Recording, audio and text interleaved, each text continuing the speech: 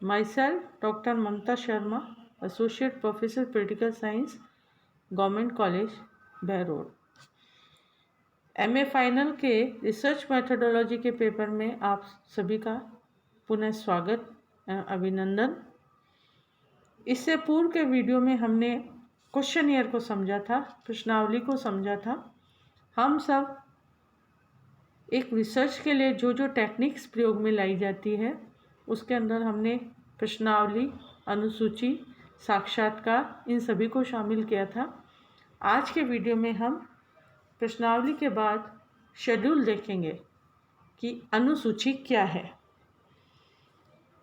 अनुसूची तथा प्रश्नावली को साधारणतः समान अर्थों में प्रयोग करना भ्रमपूर्ण है। कई बार हमने देखा है कि बाह्य रूप में अनुसूची तथा प्रश्नावली का स्वरूप एक दूसरे के बहुत कुछ समान होता है तथा इनके निर्माण में भी समान प्रकार की सावधानियां रखना आवश्यक होता है, लेकिन इन दोनों की प्रकृति और उपयोग की प्रक्रिया एक दूसरे से अत्यधिक भिन्न है। वास्तव में अनुसूची अनेक प्रश्नों की एक ऐसी लिखित सूची है जिसे लेकर अध्ययनकर्ता उत्तरदाता के पास स्वयं जाता है और विभिन्न प्रश्नों को पूछकर स्वयं ही उनके उत्तरों का आलेखन करता है। इसका तात्पर्य यह है कि अनुसूची को उत्तरदाता के पास कभी भी डाक द्वारा प्रेषित नहीं किया जाता, बल्कि यह साक्षात्कार का एक सरल माध्यम है। पूर्व विवेचन में स्पष्ट हो चुका है कि प्रश्नावली प्रविधि में अनेक ऐसे दोष हैं कि प्रश्नावली के द्वारा अध्ययनकर्ता को कोई ऐसा अवसर नहीं मिल पाता जिससे वह उत्तरदाता के समक्ष अपने वास्तविक प्रयोजन को स्पष्ट कर सके अथवा उनके द्वारा दी गई सूचनाओं की सत्यता को समझ सके। आज के इस वीडियो में हम ये देखेंगे कि किस प्रकार से अनुसूची प्रश्नावली से अलग है। अनुसूची को कई बार हम इंटरव्यू शेड्यूल भी कहते हैं, साक्षात्कार अनुसूची भी कहते हैं, क्योंकि अनुसूची की मौलिक मान्यता यही है कि किसी घटना पर नियंत्रण रख सकना अत्यधिक कठिन होने के कारण यह आवश्यक है कि स्वयं अध्ययनकर्ता अथवा साक्षात्कारकर्ता के व्यवहार पर नियंत्रण रखा जाए। सबसे पहले हम meaning and definition of schedule का क्या अभिप्राय है इसको समझेंगे। इससे पूर्व हमने इसके बैकग्राउंड को देखा था कि कई बार अनुसूची और प्रश्नावली को एक समझा जाता है, लेकिन कुछ माइनर डिफरेंसेस इन दोनों के अंतर्गत है। सबसे पहले हम अनुसूची का अर्थ समझते हैं। सामान्य अर्थों में अनुसूची की एक लिखित सूची है जो अध्ययनकर्ता द्वारा अध्ययन विषय को ध्यान में रखकर बनाई जाती है। इसमें अनुसंधानकर्ता स्वयं घर घर जाकर प्रश्नों के उत्तर अनुसूचियों द्वारा प्राप्त करते हैं। इस संबंध में गुडे एवं हर्ट के अनुसार अनुसूची उन प्रश्नों के समूह का नाम है जो साक्षात्कारकर्ता द्वारा किसी अन्य व्यक्ति के आमने सामने की स्थिति में पूछे और भरे जाते हैं। तत्पश्चात हम देखेंगे कि अनुसूची की प्रकृति के आधार पर इसकी कुछ विशेषताएं बताई गई है, जिसके अंतर्गत नंबर 1, अनुसूची अध्ययन विषय के विभिन्न पक्षों से संबंधित अनेक शीर्षकों और प्रश्नों की एक व्यवस्थित और वर्गीकृत सूची है। नंबर 2, इसका उपयोग स्वयं अध्ययनकर्ता द्वारा उत्तरदाता से प्रत्यक्ष संपर्क स्थापित करके इस प्रकार किया जाता है जिससे उत्तरदाता अध्ययन विषय के विभिन्न पक्षों से संबंधित अधिक से अधिक सूचनाएं प्रदान कर सके। थर्डली, अनुसूची में अवलोकन के गुणों का समावेश होता है। अध्ययनकर्ता केवल प्रश्नों के द्वारा ही सूचनाएं प्राप्त नहीं करता, बल्कि स्वयं भी घटनाओं का अवलोकन करके सूचनाओं की सत्यता को जानने का प्रयत्न करता है। फोर्थली, अनुसूची अध्ययनकर्ता पर नियंत्रण बनाए रखने की एक प्रविधि है। इसका तात्पर्य यह है कि अनुसूची के द्वारा किए जाने वाले अवलोकन और साक्षात्कार में अध्ययनकर्ता अपने विषय से अलग नहीं हट पाता। फिफ्थ, साधारणतः अनुसूची का प्रयोग शिक्षित उत्तरदाताओं से सूचनाएं प्राप्त करने के लिए किया जाता है, लेकिन यदि अध्ययन विषय बहुत अधिक जटिल अथवा भावनात्मक प्रकृति का हो तो शिक्षक या शिक्षित उत्तरदाताओं से सूचनाएं प्राप्त करने में भी वह प्रविधि बहुत अधिक उपयोगी होती है।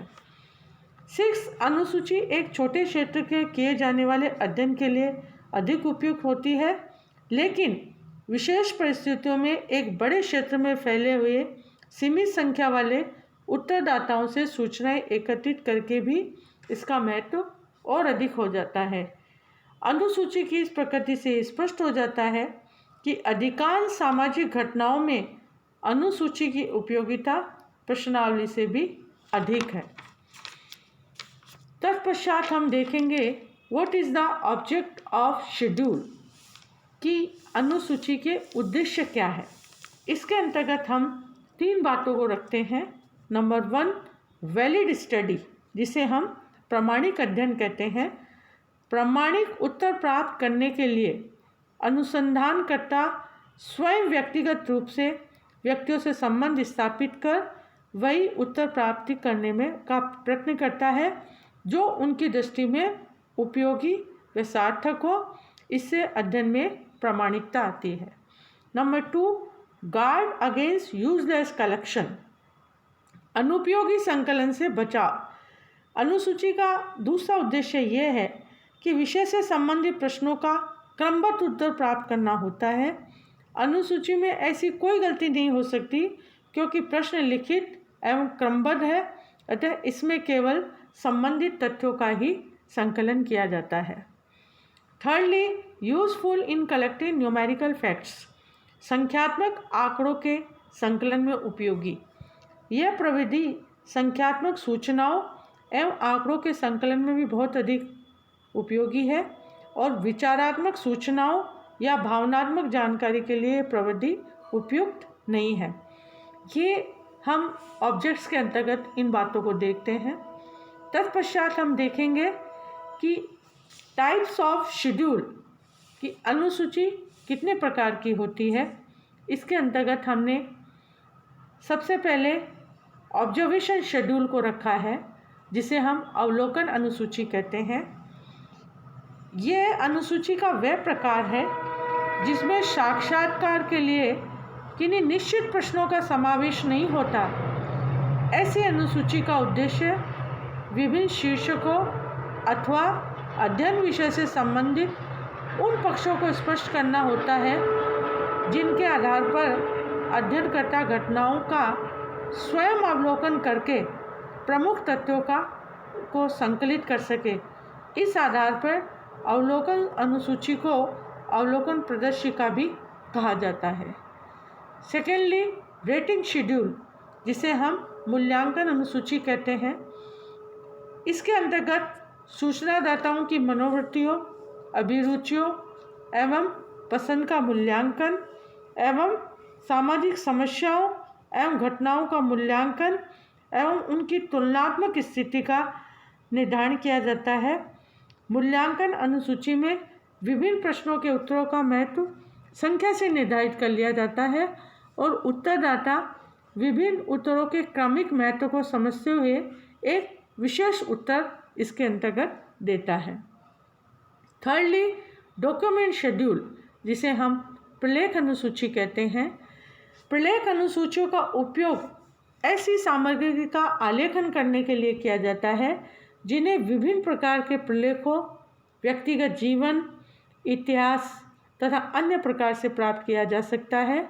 इसका अभिप्राय यह है कि ऐसी अनुसूची उत्तरदाताओं की सहायता से द्वितीय सामग्री के स्रोतों को जानने का एक सरल माध्यम के रूप में यह कार्य करती है।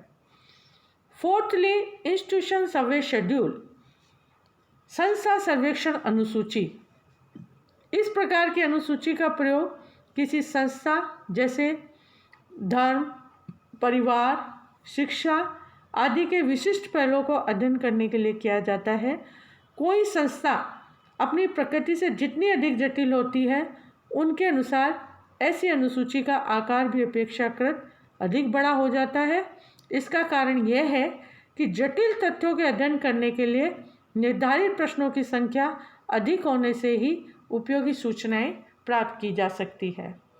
फिफ्थली, इंटरव्यू शेड्यूल, जिसे हम साक्षात्कार अनुसूची कहते हैं।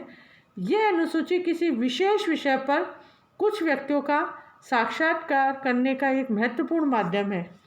इसके अंतर्गत अध्ययन विषय के विभिन्न पक्षों से संबंधित प्रश्नों का इस प्रकार से समावेश किया जाता है जिससे अध्ययनकर्ता किसी व्यक्ति का व्यवस्थित रूप से साक्षात्कार करके और सूचनाओं का संकलन कर सके।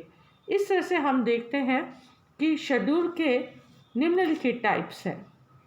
तत्पश्चात हम देखेंगे कि इनके एसेंशियल स्टेजेस क्या है। कहने का अभिप्राय ये कि अनुसूची द्वारा जो सामग्री प्राप्त की जाती है उनके कौन कौन से उनको किन किन स्तरों से गुजरना पड़ता है। इसके अंतर्गत हमने कुछ बातों को शामिल किया है, जैसे सिलेक्शन ऑफ रिस्पोंडेंट, अभिप्राय उत्तरदाताओं का चयन। अनुसूची का प्रयोग करने में सर्वप्रथम उत्तरदाताओं का चयन किया जाता है जिनसे कि सूचना एकत्रित करनी होती है। इसके अंतर्गत दो प्रकार की प्रणालियों को अपनाया जा सकता है, एक सेंसस मेथड जिसे हम संगणना विधि कहते हैं और दूसरा निर्देशन पद्धति जिसे हम सैम्पलिंग मेथड कहते हैं। जहाँ समूह के सभी व्यक्तियों में साक्षात्कार करके अनुसूची को भरा जाए उसमें संगणना पद्धति को अपनाया जाता है। संगणना पद्धति को अपनाने से पूर्व अनुसंधानकर्ता यह देख लेता है कि अध्ययन समस्या की प्रकृति किस प्रकार की है। वह समूह को कई उप समूह में भी विभाजित कर देता है। इसके बावजूद भी उन सबके उत्तरों की अनुसूची के स्थान नहीं होने पर भी वह निर्देशन पद्धति को काम में लेता है।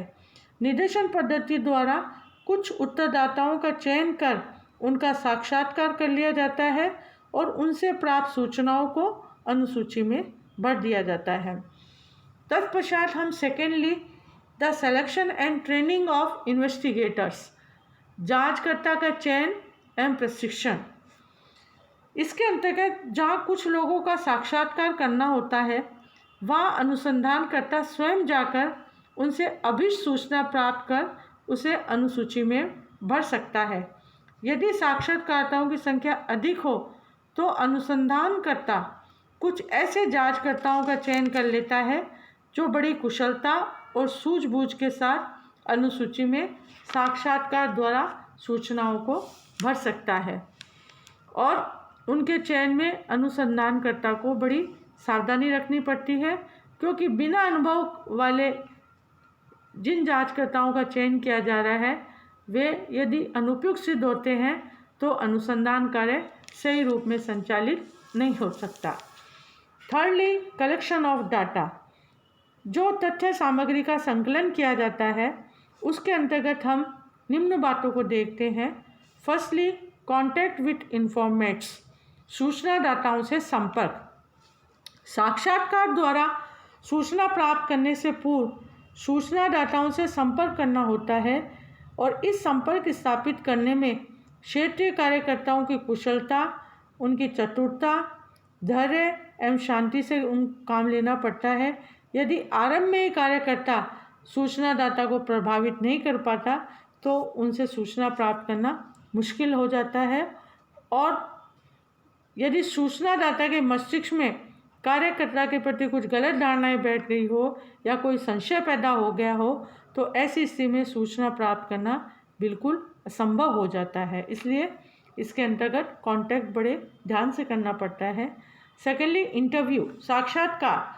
सूचनादाता से संपर्क स्थापित करने के पश्चात साक्षात्कार का कार्य शुरू किया जाता है और साक्षात्कार करते समय अनुसंधानकर्ता को विशेष ध्यान रखना चाहिए कि वह प्रश्नों की बौछार एकदम से ना कर दे। उनका उद्देश्य साक्षात्कर्ता से अधिक विश्वसनीय जानकारी प्राप्त करना होता है और यह तभी संभव हो सकता है जब अनुसंधानकर्ता एक स्वाभाविक वातावरण में सूचनादाता के मनोभावों को ध्यान में रखते हुए सूचना प्राप्त करता है। And lastly to obtain information, सूचना प्राप्त करना। इसके अंतर्गत हम देखते हैं कि साक्षात्कार करते समय यह समस्या पैदा हो जाती है कि सूचनादाता से किस प्रकार विश्वसनीय सूचनाएं प्राप्त की जाए। साक्षात्कारकर्ता को अनुसूची में से एक एक प्रश्न पर सूचना प्राप्त करनी चाहिए। यदि उत्तरदाता सूचना देते समय मुख्य विषय से हट जाता है तो उसे ऐसी स्थिति में बड़ी सावधानीपूर्वक उसका ध्यान मुख्य विषय की ओर केंद्रित करना चाहिए। इस तरह से हम देखते हैं कि किसी भी साक्षात्कार को करते हुए या तथ्यों के संकलन में इन बातों का विशेष ध्यान रखा जाता है। तत्पश्चात हम देखेंगे एडिटिंग ऑफ शेड्यूल। शेड्यूल को जो भी हमारी अनुसूचियां हैं उनकी किस तरह से एडिटिंग की जाती है, इसके अंतर्गत हमने 3-4 बातों को रखा है, जैसे कि चेकिंग दी शेड्यूल्स, चेकिंग दी एंट्रीज, डर्टी शेड्यूल्स और कोडिंग। ये सब एक अनुसूचियों के संपादन में महत्वपूर्ण स्थान रखती है और इसके आधार पे हम अपने संपादन का कार्य करते हैं। तत्पश्चात हम देखेंगे what is the merits of schedule. अनुसूची के में क्या क्या गुण होने चाहिए या उनके क्या क्या लाभ है, इसके अंतर्गत हमने निम्न बातों को रखा है, जैसे डायरेक्ट कांटेक्ट, प्रत्यक्ष संपर्क। अनुसंधानकर्ता सूचनादाता से या सूचनादाताओं से प्रत्यक्ष संपर्क स्थापित कर महत्वपूर्ण सूचनाएं प्राप्त कर लेता है। यदि अनुसंधानकर्ता का व्यक्तिगत संपर्क न हो तो सूचनादाता स्वयं भी सूचनाएं भेजने में अगर किसी तरह की प्रॉब्लम करता है या उनकी अभिरुचि नहीं रहती तो अनुसंधानकर्ता को सामने देखकर उससे भी उत्साह की भावना तीव्र होती है, क्योंकि सूचनादाता स्वयं भी तो उसके बारे में जानने को इच्छुक रहता है। इसलिए डायरेक्ट कांटेक्ट इसके अंतर्गत होता है। सेकेंडली, सिक्योरिंग कॉन्क्रीट इंफॉर्मेशन, ठोस सूचनाएं प्राप्त करना। अनुसूची प्रणाली का एक महत्वपूर्ण गुण है कि इसके द्वारा प्राप्त सूचनाएं ठोस होती है। अनुसंधानकर्ता की उपस्थिति से सूचनादाता के मन में ये रहता है कि वह कहीं गलत सूचना न दे दे, क्योंकि अनुसंधानकर्ता स्वयं के उपस्थित होने के कारण वे उसके द्वारा दिए गए उत्तर की सत्यापनशीलता या असत्यापनशीलता सिद्ध कर सकता है। थर्डली, अनुसूची के गुणों में हमने देखा है ऑब्टेनिंग मैक्सिमम इंफॉर्मेशन, अधिकतम सूचनाओं की प्राप्ति इसके अंतर्गत होती है, क्योंकि अनुसंधानकर्ता अनुसूची को बढ़कर सूचनाएं प्राप्त करता है। यह सुविधा साक्षात्कार में नहीं है, क्योंकि उनमें प्रश्न निश्चित नहीं होते। अनुसंधानकर्ता के समक्ष अनुसूची स्पष्ट रूप से होने के कारण उनका उद्देश्य अधिकतम सूचना प्राप्त करना होता है। फोर्थली, हेल्पफुल इन टेबुलेशन, इसमें क्रमबद्ध और श्रेणियों में विभाजित करके सूचनाएं प्राप्त की जाती है। Fifthly, no possibility of bias, इसमें किसी तरह से बायस्ड होकर कार्य नहीं किया जा सकता, क्योंकि अनुसूची के प्रश्न स्पष्ट एवं पूर्ण निर्धारित होते हैं और उन्हीं प्रश्नों के उत्तर प्राप्त करने के लिए जिनका संबंध अनुसंधान से है, अनुसंधानकर्ता स्वयं निष्पक्ष रहता है और उसी के आधार पर अपने कार्य को करता है। And lastly, increase in the intensity of observation, अलग अलग इकाइयों को अलग अलग अध्ययन करने से अवलोकन में गहनता एवं प्रामाणिकता में वृद्धि होती है। चूँकि अनुसंधानकर्ता विभिन्न सूचनाओं से उत्तरों को प्राप्त करता है, अतः उसके अवलोकन में उतनी ही गहनता होती है। इस तरह से हम देखते हैं कि अनुसूची हमारे मार्गदर्शन एवं सूचना प्राप्त करने का एक उत्तम साधन है, लेकिन अनुसूची की भी कुछ लिमिटेशंस हैं, कुछ डिमेरिट्स भी हैं, जिसे हम कह सकते हैं कि लिमिटेशन और डिमेरिट्स ऑफ शेड्यूल। अनुसूची की क्या सीमाएं हैं या दोष है, इसके अंतर्गत हमने 2-3 बातों को शामिल किया है कि अनुसूची का नंबर 1, अनुसूची का प्रयोग छोटे क्षेत्र में किया जा सकता है। विशेष क्षेत्र में कई व्यावहारिक कठिनाइयाँ जैसे उत्तरदाता बिखरे हुए हो तो आ सकती है। सेकेंडली, इसके अंतर्गत हमने देखा ऐसे सामान्य प्रश्नों का निर्माण नहीं किया जा सकता जिनको प्रत्येक व्यक्ति समझकर उत्तर दे सके। थर्डली, इसके परिणाम ज्ञात निर्देशन पर भी आधारित नहीं होते और अनुसूची द्वारा प्राप्त सूचनाओं को एकत्र करने में काफ़ी समय एवं धन का खर्च भी होता है। ये इसके अंतर्गत कुछ हमने डिमेरिट्स फैक्टर्स को रखा है। तत्पश्चात हम एक जो सबसे इम्पॉर्टेंट एस्पेक्ट है, what is the difference between schedule and questionnaire. कई बार पूर्व के वीडियो में हमने बताया कि अनुसूची तथा प्रश्नावली में उपयुक्त संपूर्ण विवेचन को देखने के पश्चात यह स्पष्ट होता है कि दोनों ही प्राथमिक सामग्री के संकलन में इन दोनों की ये महत्वपूर्ण टेक्निक्स है, प्रविधियाँ हैं। बाह्य रूप से इन दोनों के बीच इतनी अधिक समानता पाई जाती है कि कभी कभी इनके बीच कोई भी स्पष्ट भेद करना अत्यंत कठिन हो जाता है। और यदि हम प्रश्नावली और अनुसूची की समानता के दृष्टिकोण से इनका मूल्यांकन करें तो ये स्पष्ट होता है कि ये दोनों ही प्रश्नों की एक व्यवस्थित सूचियां हैं जिनके द्वारा प्राथमिक सूचनाओं का संकलन किया जाता है। इन समानताओं के पश्चात भी प्रश्नावली और अनुसूची में हमें निम्न विभिन्नताएं देखने को मिलती है, जिसके अंतर्गत हम कुछ भिन्नताएं बताना चाहूँगी आपको। जिसके अंतर्गत हम देखते हैं कि नंबर 1, अनुसूची जो है वो प्रश्नों की एक ऐसी सूची है जिसका उपयोग अध्ययनकर्ता द्वारा क्षेत्र में जाकर स्वयं किया जाता है, जबकि प्रश्नावली उत्तरदाताओं को पूर्व के वीडियो में मैंने आपको बताया था, जबकि प्रश्नावली उत्तरदाताओं के पास डाक द्वारा प्रेषित की जाती है। सेकेंडली, अनुसूची का उपयोग एक छोटे भौगोलिक क्षेत्र अथवा सीमित अध्ययन क्षेत्र में ही तथ्यों का संग्रह करने के लिए किया जाता है, जबकि प्रश्नावली एक ऐसी प्रविधि है जिसके द्वारा हम कितनी भी दूर फैले हुए बहुत बड़ी संख्या वाले उत्तरदाताओं से सूचना एकत्रित डाक द्वारा हम प्राप्त कर सकते हैं। थर्डली, इसमें हमने देखा अनुसूची का प्रयोग करने के लिए साक्षात्कार विधि का प्रयोग करना आवश्यक होता है तथा साक्षात्कार के दौरान ही उत्तरदाता से कई अधिक गहन सूचनाएं प्राप्त होने की संभावना रहती है, जबकि प्रश्नावली के अंतर्गत अध्ययनकर्ता उत्तरदाता के बीच किसी प्रकार का प्रत्यक्ष संपर्क न होने के कारण यह मुश्किल हो जाता है। फोर्थली, हमने देखा कि अनुसूची एक अनौपचारिक विधि है जिसमें अध्ययनकर्ता को अनेक ऐसे प्रश्न करने का भी अवसर मिल जाता है जो परिस्थिति और वैयक्तिक विशेषताओं के अनुकूल होते हैं। साथ ही उत्तरदाता से प्राप्त सूचनाओं का आलेखन भी उसी समय कर लिया जाता है, लेकिन प्रश्नावली के अंतर्गत अध्ययनकर्ता अर्थात उदाहरणतः किसी भी निर्धारित प्रश्नों को बाहर जाने की कोई भी स्वतंत्रता नहीं होती।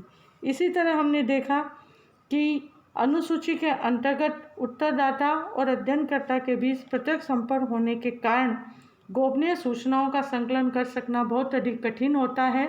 साथ ही यह विधि जोखिमपूर्ण भी होती है, जबकि प्रश्नावली के द्वारा सूचनाएं देने में उत्तरदाता स्वयं को बहुत अधिक स्वतंत्र और अज्ञात महसूस करता है, अतः वह गोपनीय सूचनाएं भी दे सकता है। इस तरह से हमने देखा कि इन दोनों प्रवृत्तियों की भिन्नताएं अध्ययन क्षेत्र और सूचनादाताओं की प्रकृति तथा उपयोग की भिन्नता से ही ये दोनों संबंधित हैं। अतः अध्ययन क्षेत्र और सूचनाओं की विशेषताओं को देखते हुए ही यह निर्धारित किया जाना चाहिए कि अधिकतम और सर्वोत्तम सूचनाएं प्राप्त करने के लिए प्रश्नावली अधिक उपयुक्त हो सकती है अथवा अनुसूची। जहाँ तक भारत का प्रश्न है, यहाँ आज भी प्रश्नावली की अपेक्षा अनुसूची के उपयोग द्वारा सामग्री का संकलन करना अधिक उपयोगी सिद्ध हुआ है। हमारे देश में अशिक्षित व्यक्तियों की संख्या, विभिन्न क्षेत्रों की सांस्कृतिक विशेषताएं और प्रत्येक क्षेत्र की भाषा जो है वो एक दूसरे से बहुत कुछ भिन्नता रखती हैं और व्यक्तियों में इतनी जागरूकता भी नहीं है कि वे प्रश्नावली द्वारा मांगी गई सूचनाओं को प्रेषित करना अपना नैतिक और सामाजिक दायित्व मान सके। अतः अधिकांश व्यक्ति आज भी व्यक्तिगत जीवन से संबंधित सूचनाएं देने में संकोच का अनुभव करते हैं। इस स्थिति में अनुसूची के द्वारा ही ऐसी भ्रांतियों तथा समस्याओं का निराकरण किया जा सकता है। इस तरह से हमने देखा कि रिसर्च की जो टेक्निक्स हैं उसमें प्रश्नावली और अनुसूची का क्या रोल है और इन दोनों में क्या अंतर है। आज के वीडियो में हमने अनुसूची को समझा। इससे पूर्व हम क्वेश्चनियर को देखा, दोनों की कंपैरेटिव स्टडी जो कि एक रिसर्च टेक्निक के लिए ज़रूरी है। नेक्स्ट वीडियो में हम नेक्स्ट टॉपिक को लेंगे। आज के लिए इतना ही काफ़ी है। धन्यवाद।